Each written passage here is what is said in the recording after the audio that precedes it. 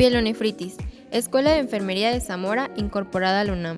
Esta presentación tiene como objetivo principal proporcionar un análisis detallado de fisiopatología, el cuadro clínico y los tratamientos disponibles para la pielonefritis, con énfasis en los cuidados necesarios en pacientes.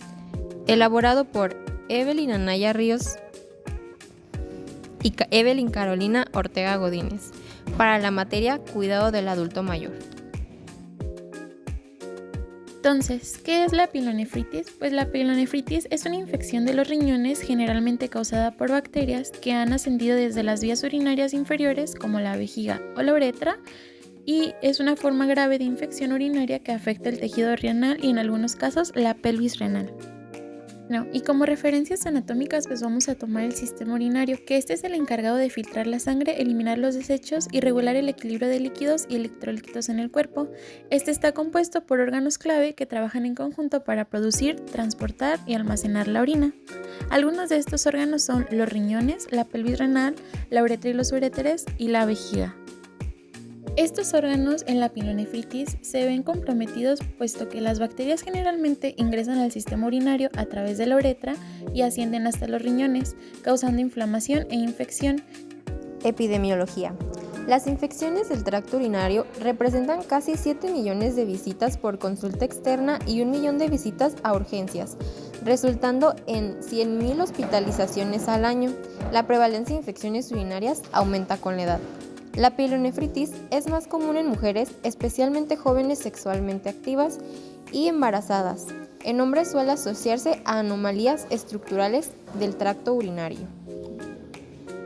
Y dentro de los factores de riesgo tenemos el ser mujer, el tener una obstrucción en las vías urinarias como lo sería cálculos renales, hiperplasia prostática, tumores o estenosis, el tener un sistema inmunitario debilitado y muchos otros más que impliquen una obstrucción o problema en las vías urinarias.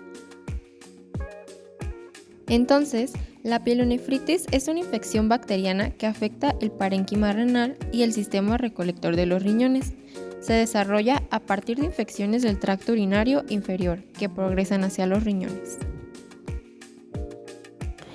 El primer paso en la fisiopatología inicia con la colonización bacteriana en el tracto urinario inferior, generalmente por E. coli, proveniente de la flora intestinal.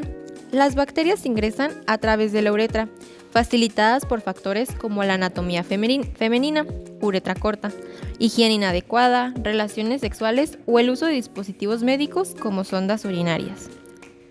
Una vez en la uretra o la vejiga, las bacterias se adhieren al epitelio mediante adhesinas y fibrinas que les permite resistir el arrastrarse de la orina.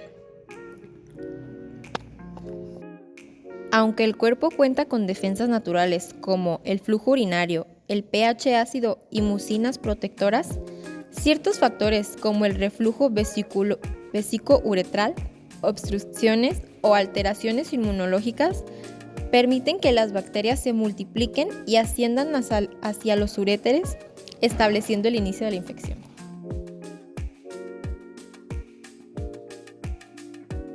El segundo paso es el ascenso de las bacterias desde la vejiga hacia los riñones a través de los uréteres. Este proceso ocurre de manera retrógrada, facilitando por mecanismos como el reflujo vesíco-uretral, en el cual la unión entre la vejiga y los uréteres no funciona adecuadamente, permitiendo que la orina contaminada retroceda hacia los riñones.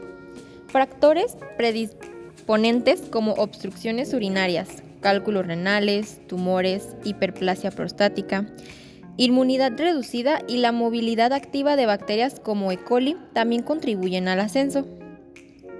Estas bacterias utilizan adhesinas específicas como las fibrinas tipo P para adherirse al epitelio del uréter y resistir el flujo urinario. Durante el proceso, el epitelio del uréter reacciona liberando citoquinas inflamatorias que activan a los neutrófilos. Aunque estas células atacan a las bacterias, también generan daño al tejido mediante la liberación de radicales libres y enzimas, causando inflamación, edema y dolor. Al llegar al riñón, las bacterias invaden la pelvis renal y el parénquima, provocando una inflamación severa que compromete la funcionalidad renal y puede llevar a complicaciones graves como abscesos, necrosis papilar o incluso sepsis si no se trata a tiempo. Entonces, una vez que las bacterias alcanzan el riñón, comienzan a invadir la pelvis renal, donde se adhieren al epitelio gracias a las adhesinas. Esto facilita la entrada de las bacterias al parenquima renal, que es donde se diseminan rápidamente debido a la alta vascularización de este.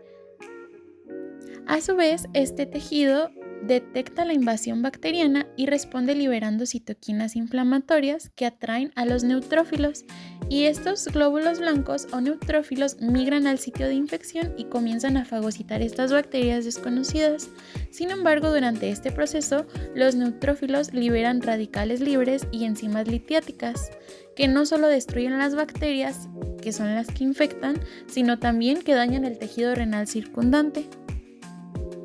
Resumiendo la fisiopatología de la pielonefritis, tenemos estos pasos. Primero, el ingreso de bacterias al tracto urinario inferior, el ascenso de estas hacia los riñones, la respuesta inflamatoria y las consecuencias por la inflamación. Dentro de estas consecuencias podemos encontrar la necrosis papilar, la formación de abscesos, entre otras.